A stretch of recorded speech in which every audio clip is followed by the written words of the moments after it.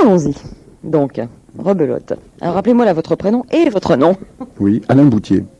Bien, alors vous vous occupez très activement depuis un certain temps déjà d'une association qui s'appelle donc Parents-Enfants Médiation, que je ne me trompe pas.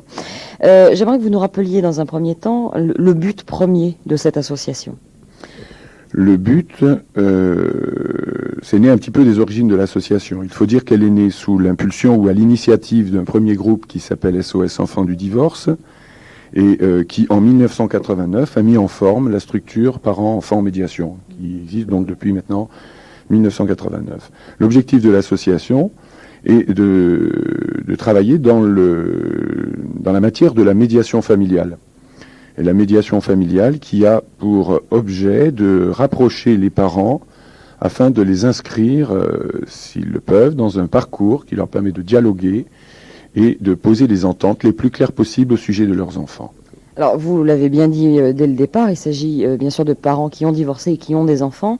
Et la demande, je le suppose, est très forte. C'est vrai qu'il y a de plus en plus de divorces, on le sait. Enfin, il y en a beaucoup plus qu'avant, en tout cas. Et vous allez peut-être nous le confirmer. Est-ce qu'il y a de plus en plus de problèmes pour les enfants? Je ne dirais pas qu'il y a de plus en plus de problèmes. Je dirais que les situations sont de plus en plus complexes et que nous sommes face à un désordre qui est très important et une sorte de forme d'incohérence qui découle d'un certain nombre de textes, de lois ou d'applications un peu strictes peut-être et qui ont amené des familles à devoir se comporter comme elles ne peuvent pas le faire de façon naturelle. Alors, ce qui veut dire, si je comprends bien, ça me semble assez important justement dans l'esprit de l'association, ce qui veut dire que vous, non seulement vous vous occupez du relationnel entre parents et enfants, que vous donnez un coup de main parce que quelquefois, dans des périodes difficiles, on est un peu démunis, on fait des choses sans bien y réfléchir, mais vous agissez aussi sur le terrain de la loi, peut-être pour faire avancer les choses aussi. D'après vous, tout est lié. Ah oui, ça c'est un objectif de l'association depuis son origine. Nous étions positionnés dans l'année 1987 sur la loi Malhuret, qui est une évolution que tout le monde reconnaît maintenant. C'est le principe de l'exercice en commun de l'autorité parentale pour tous les parents légitimes avant, pendant comme après le divorce. Nous avons travaillé par des pétitions répétées dans toute la France avec d'autres associations sur la loi de 1993, qui est un élargissement du principe de l'exercice en commun de l'autorité parentale, cette fois pour tous les enfants, quel que soit le statut matrimonial de leurs parents. Oui, qu'ils soient mariés ou qu'ils ne soient pas mariés, mais que les parents, enfin que le père ait reconnu l'enfant. C'est cela, c'est-à-dire parents cohabitants ou non cohabitants, unis par le lien du mariage ou simplement sous forme de concubinage. Bon. Ce qui fait que lorsque les parents se séparent ou divorcent, il y a maintenant la possibilité parfaitement légale d'obtenir au contact du juge l'exercice en commun de l'autorité parentale. Et là vient se poser la fonction de la médiation familiale, ou je veux dire sa tâche plus exactement. Soit une tâche de prévention, c'est-à-dire de préparation de quelque chose qui va se dire au juge et qui va permettre de poser une organisation des parents et des vies au profit du bien-être des enfants, voilà.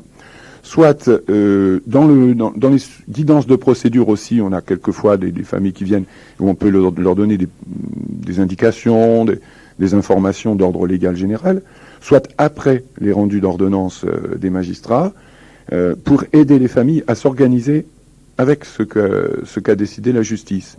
Donc la médiation, si vous voulez, a trois positions possibles. Elle a cette position de prévention, de préparation des décisions que les parents peuvent à ce moment-là élaborer eux-mêmes. Et il ne s'agit plus d'une confrontation avec l'appareil judiciaire qui va prendre des décisions à la place des parents. On travaille dans un axe de responsabilisation, c'est-à-dire de remise en marche en quelque sorte des solutions responsables que les parents doivent organiser en co-responsabilité. C'est-à-dire que vous essayez de mettre en quelque sorte des garde-fous au moment où on en a le moins parce qu'on est effectivement dans une situation difficile, quoi. Oui, est-ce qu'on peut dire qu'on sert de garde-fou? Je ne sais pas vraiment. Ce sont les parents qui nous aident aussi, les parents professionnels qui nous entourent et qui nous aident à monter l'association, qui peuvent le mieux le dire. Je crois que l'association, de toute façon, est entourée d'un large réseau de parents professionnels, médecins, psychanalystes, paramédicaux, juristes évidemment, éducateurs, sociologues, écrivains, chercheurs, sociologues, je l'ai dit. Un sociologue était venu d'ailleurs au mois de juin nous faire un exposé sur les principes de la résidence alternée, qui est un sujet qui passe de plus en plus maintenant dans les esprits de ceux qui s'occupent de médiation et chez les juristes. Et tout ce travail sur le contexte de la parentèle et de la coparenté permet peut-être d'envisager que demain, des enfants ne soient pas déchirés, rendus orphelins de l'un ou l'autre des deux parents. Nous avons même des cas d'enfants qui sont coupés des deux parents. Et les grands-parents aussi, que deviennent-ils? Donc il est vrai qu'on est parti d'un sujet très dur, on était très combattu, parce qu'on travaille sur la réhabilitation de la fonction paternelle. C'est celle qui est la plus en danger dans la société. Le père a-t-il des droits? On va dire oui, il en a. Mais la représentation de sa responsabilité n'est pas à même niveau que ce qu'il en est pour la mère. Ça avance ou pas? Ah oui, ça avance considérablement. Je vais prendre exemple sur la Suède. C'est quelque chose d'amusant, mais enfin c'est quand même très sérieux. La Suède a remplacé le ministère des Femmes par des services de l'égalité entre les sexes. Bon, en France, nous voyons maintenant se mettre en place des tables de réflexion en matière de médiation familiale, bien sûr. Je soulignerai que Parents Enfants Médiation est au Comité national des services de la médiation familiale. Donc nous avons une responsabilité nationale et à partir de Montpellier, nous essayons de l'assumer le mieux possible.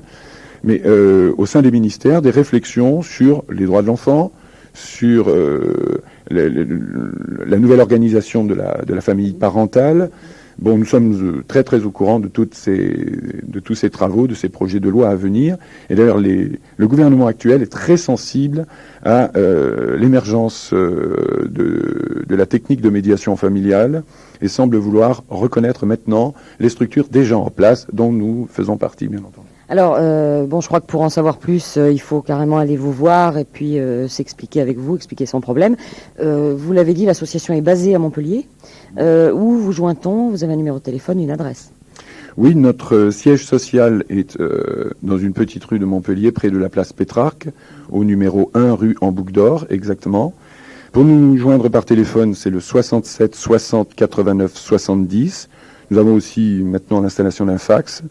Je donne le numéro, le 67 66 08 88.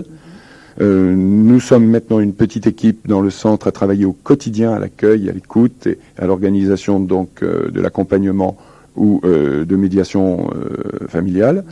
Et pour nous contacter, ça n'est pas difficile, il suffit de nous téléphoner et nous ne prenons nos contacts que par rendez-vous organisé